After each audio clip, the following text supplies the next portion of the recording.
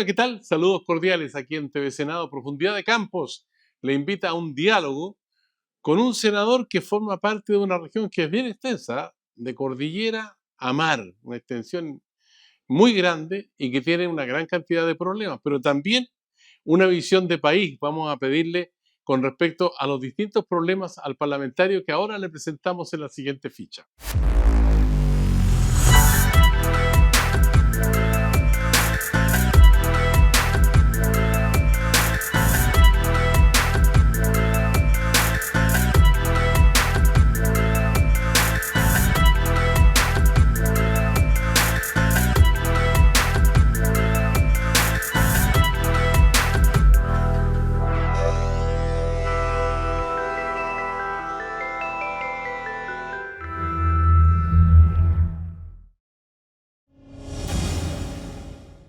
Ya estamos conversando con el senador Francisco Javier Chaguán, abogado villamarino, 52 años.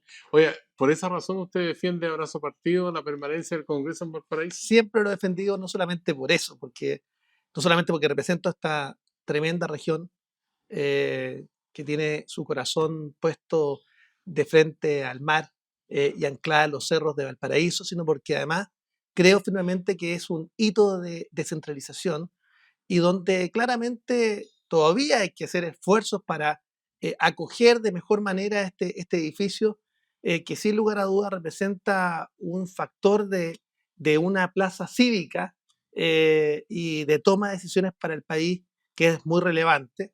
Pero ciertamente el hito de centralización, sin lugar a dudas, de la permanencia del Congreso en Valparaíso, eh, creo que es una deuda que Chile tiene con sus regiones. Hay unos cuantos que están promoviendo el cambio del Congreso a Santiago. Insistentemente nosotros, junto con los habitantes de Valparaíso, de las regiones, les hemos dicho con fuerza que no estamos disponibles. ¿Debería sesionar en algún momento en regiones o no? Nosotros creemos que sí, que debiera haber capacidad para que al menos las comisiones, como ocurre excepcionalmente, puedan sesionar en regiones, como Comisión de Desafíos del Futuro, por ejemplo. Sesionamos en Puerto Williams y tenemos la capacidad justamente de trasladar el trabajo de comisiones a las regiones. Eso es muy importante para que los ciudadanos también sepan de la labor legislativa y sepan también del trabajo minucioso que se trabaja en las comisiones que nos permiten justamente mejorar la calidad de vida de los chilenos. La política al servicio de las personas es fundamental. Pero además, el Congreso del Futuro, que nos tocó liderar desde la Comisión de Desafíos del Futuro, que se constituyó gracias a un proyecto de ley de mi autoría el año 2012, permitió justamente la creación de esta Comisión de Desafíos del Futuro y generar el Congreso del Futuro en tu comuna, donde nos desplegamos justamente para descentralizar la ciencia, la tecnología, la innovación y el conocimiento a las distintas regiones del país, el Congreso de Niños, del futuro de niños, el futuro de jóvenes, del futuro, y por supuesto también el Congreso del Futuro, que es el cuarto evento de difusión científica más importante del mundo, el único organizado por un Congreso Nacional, el único totalmente gratuito, que por primera vez este año, durante la presidencia mía de la comisión, logramos que se desarrollaran las 16 regiones del país. Y esta semana desarrollamos el Congreso del Futuro en Rapa Nui, justamente para mostrar un hito de descentralización potente en términos del acceso de los chilenos a la ciencia, a la cultura y el conocimiento. Congreso del Futuro en la región de Valparaíso, en Rapa Nui, preside derechos humanos, relaciones exteriores, integra salud, zonas extremas, desafíos de futuro, a propósito de lo que estaba comentando recién.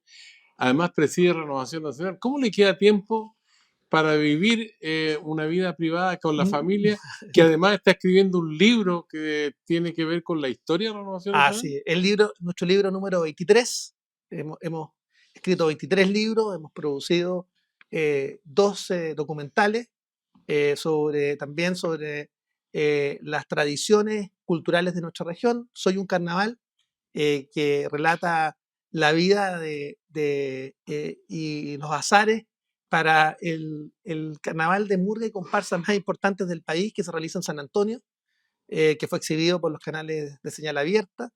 También eh, un Quintero y el Mar de los Deseos, que habla sobre el Cristo sumergido en la bahía de Quintero, y a partir de eso hablar sobre justamente la contaminación en Quintero y Puchuncaví. Eh, Trabajamos 17 horas diarias, 16, 17 horas diarias. Soy Oye, trabajólico, eso no es una virtud, ¿eh? Yo diría que es un defecto mío, pero bueno, pero bueno, para eso no usted me habla pega. de Quintero Puchuncaví y ahí se bajó Codelco con la planta ventana y Logramos. los más bien, gracias, ¿o no? Bueno, nosotros trabajamos justamente para que cerrara Codelco. De hecho, el Pero ¿qué recurso, pasa con el resto de las empresas que siguen voy, contaminando? voy ahí, nosotros presentamos el primer recurso de protección en la zona, que es Chaguán con ENAP, y logramos, luego se sumaron otras 12 organizaciones, y logramos generar un plan de descontaminación icónico para Quintero, Puchuncaví y Concón. Logramos además, en las acciones que presentamos en contra de Codelco, justamente hacer un eh, hito respecto a la contaminación fundamentalmente ¿Mm? de material particulado, donde uno de los principales justamente emisores era Codelco, pero acá también todas las empresas del anillo de Quintero, Puchuncaví y Concón tienen que contribuir justamente al plan de descontaminación. Y hemos visto en los días anteriores que nuevamente han habido hitos de contaminación. Nosotros hemos presentado nuevamente los recursos de protección. La justicia nos está dando la razón de que hay que complementar el plan de descontaminación de Quintero, Puchuncaví y Concón, ¿Ya? y creemos que hay que seguir en esa línea.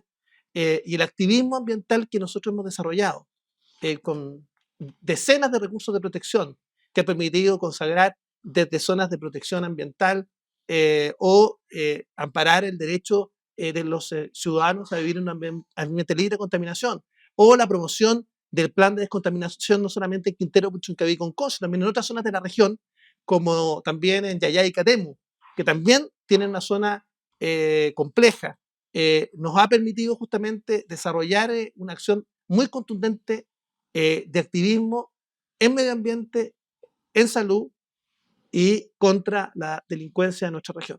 Ahora, ¿cómo se entiende el caso, por ejemplo, del Hospital de San Antonio, donde murió una bebé, cuando hemos tenido, por una parte, 17 años de un gobierno autoritario que tenía todas las herramientas en sus manos para una zona tan extensa que abarca precisamente San Antonio, en la región de Valparaíso? Después vinieron los gobiernos de la concertación, también gobernó la derecha, en fin, han tenido, digamos, un tiempo largo en democracia y nadie reparó que el hospital de San Antonio seguía siendo un hospital precario y cuando ocurren estas desgracias, todo el mundo mira para allá y se reparten las culpas y nadie asume la responsabilidad. No, no, a ver, primero para entregarle antecedentes.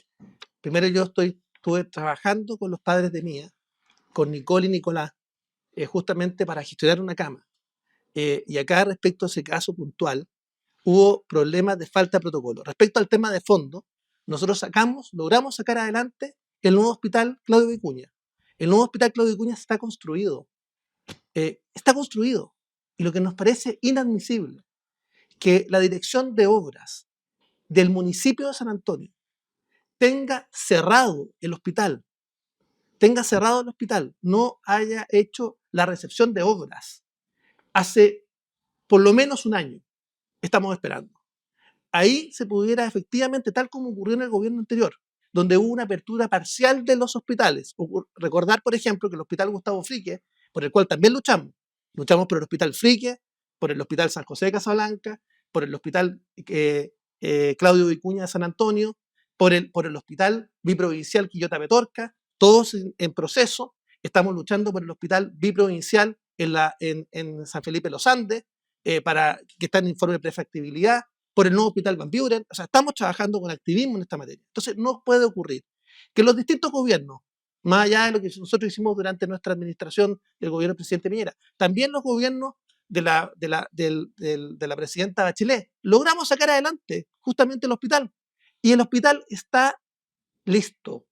Y no hubo una apertura, por lo menos parcial, como ocurrió en la pandemia, donde se lograron algunas camas críticas, justamente hacer la apertura. Entonces, yo le quiero decir que lo que ha ocurrido respecto de la autoridad municipal en San Antonio es inadmisible, o la disposición del ministerio de a lo menos es generar una apertura parcial de las camas críticas, con la habilitación de esas camas críticas, teniendo a la disposición en un hospital que va sin lugar a dudas a ser un cambio de paradigma en la provincia de San Antonio. ¿Y Casablanca? El Hospital San José de Casablanca está bastante avanzado. Logramos trabajar junto con los gremios, junto con la sociedad civil, incluso paralizamos la ruta 68 en algún minuto, junto con la sociedad civil, advirtiendo la necesidad en el propio gobierno del presidente Piñera, en nuestro propio gobierno, para exigir prontitud.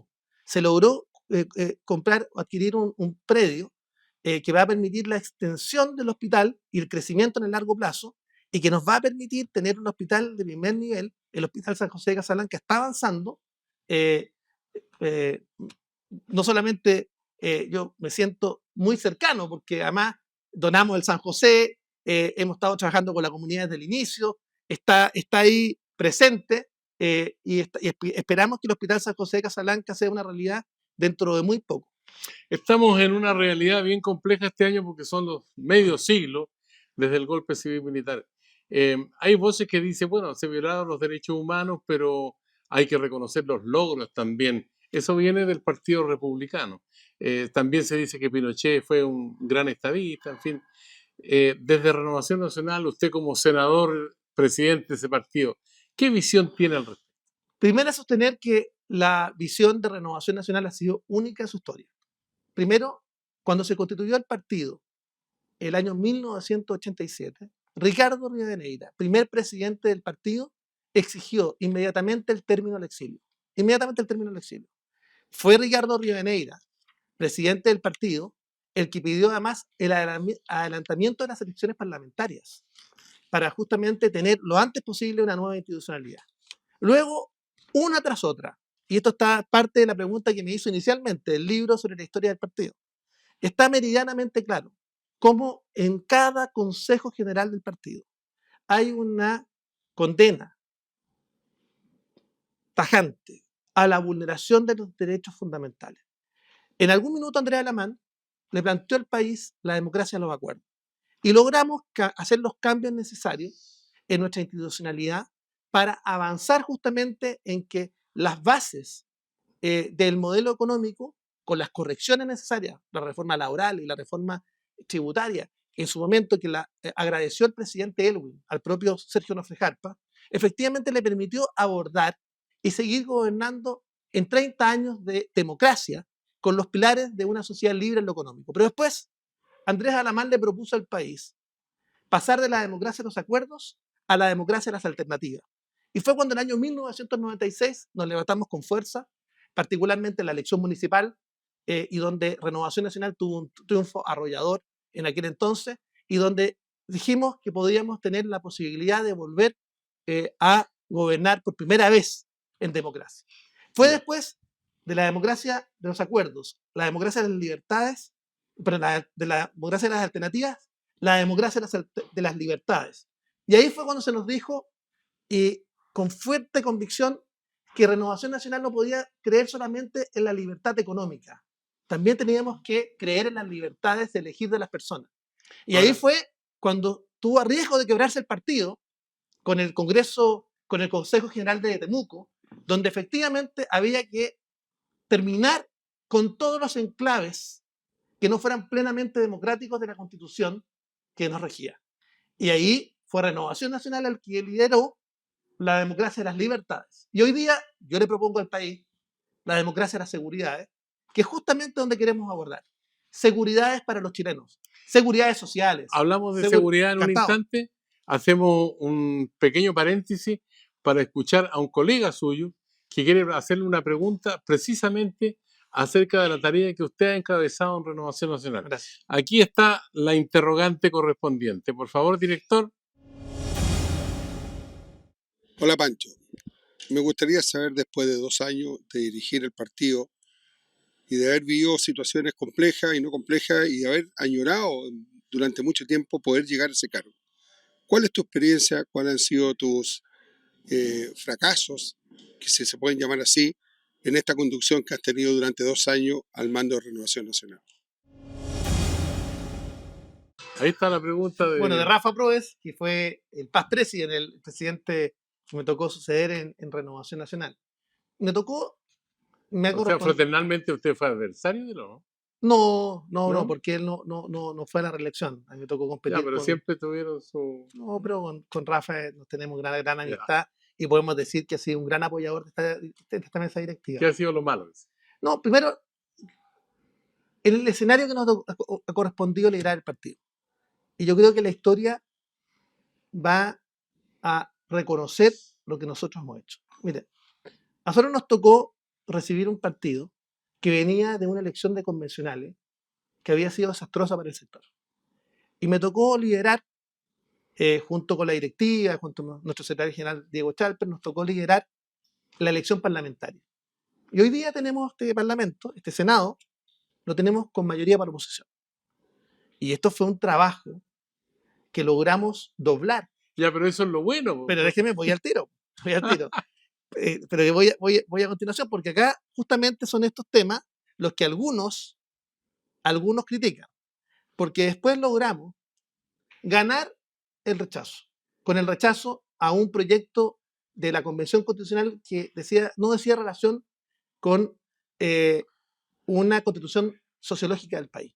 Y ahí nos criticaron un sector más bien anclado en la trinchera ideológica, que nosotros no teníamos que abordar el segundo proceso constitucional. Y nos trataron de derechita cobarde, derechita traidora. Y yo quiero decirles a esa gente, ¿Son los republicanos que dijeron eso? sí, claro, yo les quiero decir lo siguiente, que cuando uno no cumple su palabra empeñada en política, pierde credibilidad. Y nosotros le dijimos a Chile, esta no, sí una buena y nueva.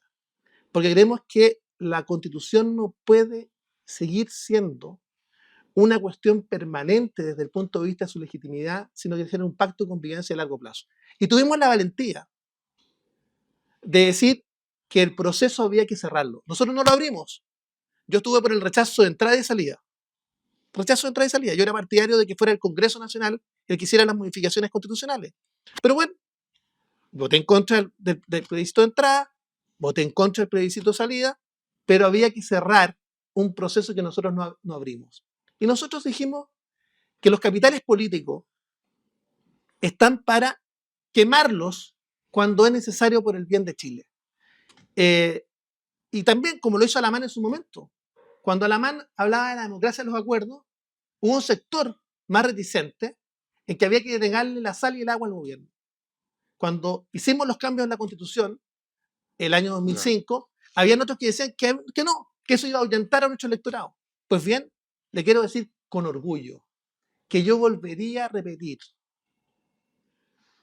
la acción valiente de terminar el proceso constitucional, porque ese es el compromiso con Chile y con el futuro. Algunos piensan en la próxima semana o en la encuesta del próximo mes. Nosotros estamos pensando en cómo construimos un país donde todos y cada uno de los hijos de esta nación se sientan parte en un proyecto que encarne justamente ese pacto de convivencia a largo plazo. Y eso implica, si eso implica quemar capital político del senador más votado del país, como me tocó a mí en la última elección parlamentaria que me tiene hoy día en el Senado, estoy dispuesto a quemarlo. Porque acá uno tiene que actuar con responsabilidad con el país y no actuar al son de los vientos. Hagamos una pausa porque me queda una parte de respuesta que no me ha dado. Así que volvemos con el senador Francisco Chaguán, aquí militante del Partido de la Renovación Nacional, presidente de la colectividad, región de Valparaíso, en profundidad de campos en el canal del Senado. Volvemos.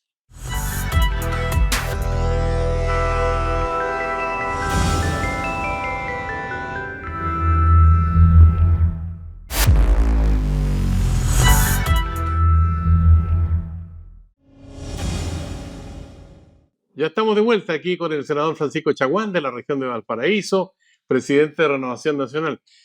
Oye, además el presidente, el parlamentario con más proyectos de ley presentados en la historia de este Congreso Nacional. ¿Y cuántos despachados de esa cantidad? Y el que tiene más proyectos despachados. Despachados.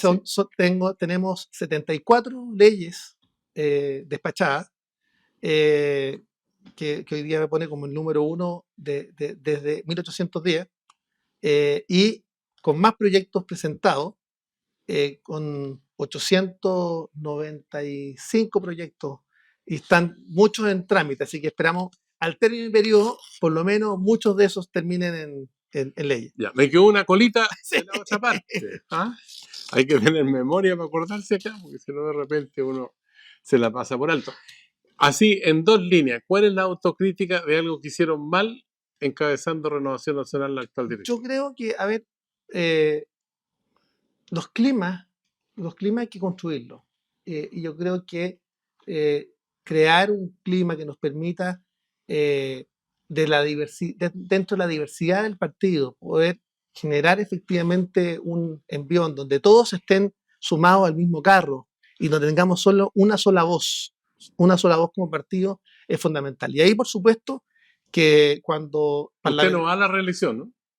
¿O sí? queda mucho tiempo para eso, ¿no? Sí. Mire, yo no te quiero decir, ¿Ah?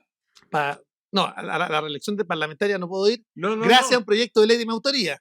El límite No, de la reelección. pero la reelección en Renovación No, Nacional. respecto a la reelección interna, yo voy a ser muy, muy enfático. Yo siento que tengo deber cumplido. Eh, eh, claramente el 20 de julio se inscriben las listas. Me han pedido que vaya a la reelección, pero yo quiero ser claro.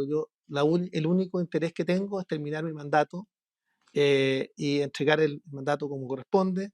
El 20 de julio sabremos si estoy en la papeleta, pero ciertamente hoy día yo me siento con el deber cumplido. Oye, ¿la ley corta de ISAPRE va a pasar la prueba de la blancura o no? Mira, te quiero contar un poquito cuál es nuestra propuesta.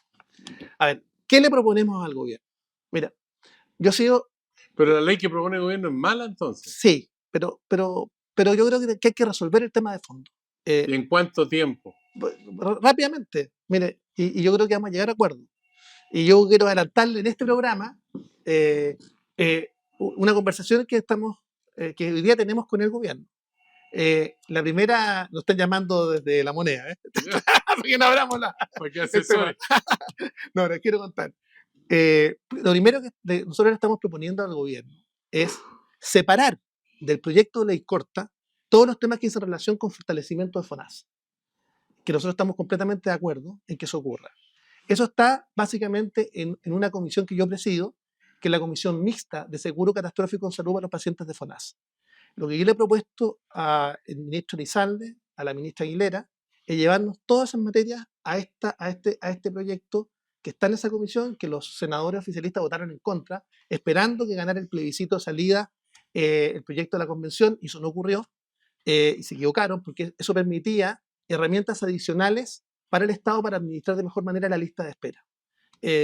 Y logramos, finalmente, estamos trabajando para lograr ese acuerdo y trasladar justamente esa discusión de fortalecimiento de FONASA a ese proyecto, y por tanto descomprimimos la ley corta. Respecto a la ley corta, yo soy autor de una serie de proyectos, a lo menos 8 proyectos, que terminan con los abusos de la CISAPRE, y que no tuvo tramitación y que fueron recogidas en el proyecto de ley que presentó el primer gobierno del presidente Piñera, que está en segundo trámite constitucional en la Cámara, perdón, en la Comisión de Salud del Senado, y que establece un plan garantizado de salud universal que sea espejo tanto para afiliados de FONASA como para afiliados de la CISAPRE. Y lo que nos ha dicho el gobierno es que está dispuesto justamente a resolver todos los nudos críticos del sistema privado de salud y sus abusos, particularmente los que decían en relación con las tablas de factores y con las alzas unilaterales en los planes de salud, que ya lo resolvieron en virtud de la ley 21.350, que yo apoyé de manera incesante, como también en las preexistencias. Pero resolverlo de una vez por todas, porque acá no puede haber salud de primera y segunda clase. Eso es clave. Y se lo digo porque a mayo he presentado recursos de protección en favor de más de 200, Ahora, perdón, es que esto es un tema muy relevante, en favor de más de 200 pacientes. He ganado todos los recursos de protección, donde he logrado cobertura para trasplantes de médula, trasplantes cocleares, coberturas de fármacos, porque logramos, y fue uno de los argumentos que dio el propio ministro de Justicia, para señalar que un fallo puede producir efectos generales, porque hemos logrado perforar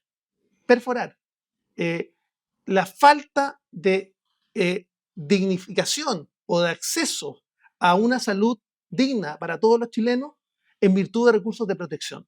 Y como he ganado esos recursos, hemos logrado que el derecho a la vida incorpore el derecho a la salud. Este es mi primer recurso de protección, lo gané en el 2001. Desde ahí en adelante, en favor de todos, de manera gratuita, hemos presentado recursos de protección en favor de la gente de mi circunscripción. Y Ahora, hemos logrado finalmente ganarlos. estas empresas de salud trabajan en función del negocio y hubo un fallo del Tribunal Constitucional en 2010. No le hicieron caso. Después falló la Corte Suprema, tampoco le hicieron caso. Y ahora la Corte Suprema, frente a las consultas que se hacen, dice no hay nada que aclarar, ahí está el fallo y háganse cargo. ¿Cómo se hace cargo ahora en el Parlamento de esta determinación de la Corte Suprema? Bueno, primero yo quiero interpelar a los senadores oficialistas que votaron permanentemente en contra de la idea de tramitar el proyecto de ley del presidente Piñera, que recogió justamente en aquel entonces, primer gobierno, para resolver los nudos críticos. No lo votaron porque esperaban avanzar en un sistema único de salud, cuestión que hoy día no tiene los votos en el Parlamento. Entonces, Ya, pero ahora respecto a la ¿cómo ISAPRE, se resuelve el no, problema ahora? por eso, Y las ISAPRE se victimizan y no reconocen. no, Claro, pero dicen eso no, pero le estoy diciendo que yo no coincido en absoluto le con deben ello. 500.000 millones de pesos a las clínicas, muchas de ellas integradas. También le deben otros 200.000 millones de pesos a los profesionales de la salud y hasta este momento no han pagado nada. Entonces, Absolutamente de acuerdo contigo, en términos de, primero, entender claramente que acá el sistema político no estuvo a la altura para resolver los temas de fondo. El oficialismo actual no quiso tramitar porque quería avanzar en un sistema único de salud, cuestión que ya hemos visto no tiene viabilidad. Pero las ISAPRES tienen que cumplir con la ley. Las ISAPRES tienen que cumplir con las sentencias de los tribunales de justicia. Y yo he sido riguroso en esto, no solamente a través de los recursos de protección que he presentado contra la ISAPRE. El último, te quiero contar, lo presenté el 23 de mayo de este mes, para el acceso de fármacos y medicamentos de las asociaciones de enfermos. Y lo que no puede ocurrir es que finalmente acá tengamos un modelo, que tengamos salud de primera y segunda clase. Lo primero que corresponde en un Estado de Derecho es que se cumplan los fallos de los tribunales de justicia. Primero. Y lo segundo que tiene que ocurrir necesariamente es entender que acá se requiere cambiar efectivamente la cancha para resolver los temas de fondo. Porque el sistema de mutualización del riesgo con que opera el seguro privado de salud claramente está en crisis, irreversible. Y por eso se requiere avanzar en un plan garantizado de salud espejo para afiliados de FONASA e ISAPRE. Si tú me permites, quiero contar lo que consiste esto. Esto permite que el plan de salud de los pacientes de FONASA sea idéntico a los pacientes de las ISAPRES. Porque acá lo que no puede haber es salud de primera y segunda clase como ocurre actualmente. Este es el tema de fondo, es un proyecto que está en tramitación, que se suspendió su tramitación en el primer gobierno del presidente Piñera porque el oficialismo aquel entonces, que era mayoría, trabó el proyecto esperando avanzar en un sistema único. Entonces yo pido, primero, a las ISAPRES exigirles el cumplimiento del fallo y el cumplimiento de la ley. Y por otra parte, resolver el tema de fondo para que tengamos provisión mixta del acceso a la salud con dignidad y sin discriminar entre salud de primera y segunda clase como ocurrió hasta ahora. tengo varias preguntas más, pero solamente una línea. Usted me dijo que el ex senador Álvaro Elizalde, ahora SECPRES, estaba conversando con la ministra Jimena Aguilera y con usted con el propósito de encontrar un camino de salida. ¿Ve al ministro Elizalde y a la ministra Aguilera en disposición de alcanzar un acuerdo en el plano que dice usted para hacer esa integración? Yo espero que sí. Ya. Yo espero que sí.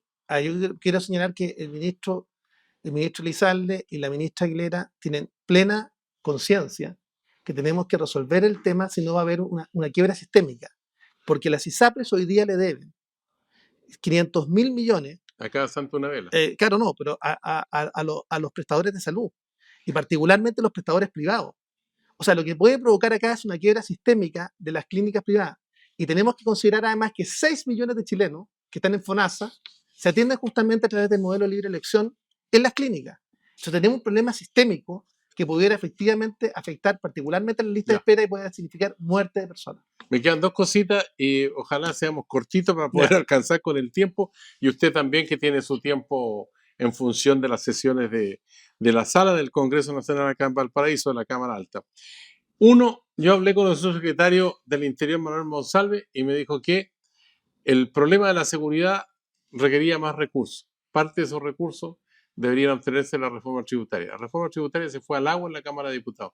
¿Usted ve que habrá un entendimiento para una reforma tributaria, no como la que presentó el gobierno inicialmente, pero ahora más morigerada, más livianita, con menos carga para los que más tienen, para las grandes empresas? A ver, nosotros hemos dicho, Renovación Nacional es el partido que es puente de diálogo. Y nosotros nos hemos comprometido con dos cosas. Sacar adelante la reforma previsional. Nosotros ya le presentamos a la ministra de Trabajo y Previsión Social una propuesta de reforma previsional que esperamos que vaya avanzando en los próximos días. Y ya la ministra ha mostrado señales en el sentido de indicar que ya no hay líneas rojas. Ya. Y en materia de reforma tributaria, nosotros hemos hablado siempre que somos partidarios de un pacto fiscal. ¿Y qué involucra el pacto fiscal? El gobierno tenía una meta recaudatoria de 3,8% del PIB en régimen. Nosotros hemos dicho y hemos dado nuestros votos, Que son como unos 10.000, 12.000 millones de dólares. 12.000 millones de dólares. Ya. Nosotros hemos dicho que estábamos disponibles básicamente para avanzar ¿Y primero. llegar a cuánto? Por eso, voy ahí. Primero aprobamos la ley del royalty, que es 0,43% del PIB. Luego dijimos que estamos de acuerdo en una agenda anti-ilusión y anti-evasión. Eso involucra 1,6% del PIB. Y luego hemos dicho que una reforma tributaria que siga estableciendo más trabas para el empleo y la economía es un mal camino. Ya, dejémoslo hasta ahí, porque es buen argumento, pero se nos acaba el tiempo y me lo andan rodeando para llevárselo a la sala. Así que le hago cortito. Usted me dice un concepto, una idea acerca de personas o instituciones. Salud pública. Requiere dignificación y, por supuesto, requiere eficiencia. Palestina. Libre. Everton o Wanderers. Corazón dividido, pero abierto. Nicolás Maduro. Un dictador. Aconcagua región. Sí, siempre. La Cancillería. Conducción responsable. Hoy día. Sebastián Piñera. Sebastián Piñera, un líder que va a ser reconocido con el tiempo y sin lugar a dudas un gobierno que hizo más de lo que la gente piensa por Chile. Candidatura presidencial. Una responsabilidad que todo chileno debe estar disponible. La suya. Ah, la mía, no. No, eso lo dirán los chilenos en su momento, ¿no? Diga, Dios es mi copiloto, así como aparecía. Un minuto para una reflexión final, porque lo van a sacar acá con Chile grúa. requiere construir un proyecto colectivo de nación con una mirada de mediano y largo plazo. Eso implica un proyecto con sentido de pertenencia y pertinencia. Un modelo que siga insistiendo en la descentralización y en acercar las tomas de decisiones a las personas.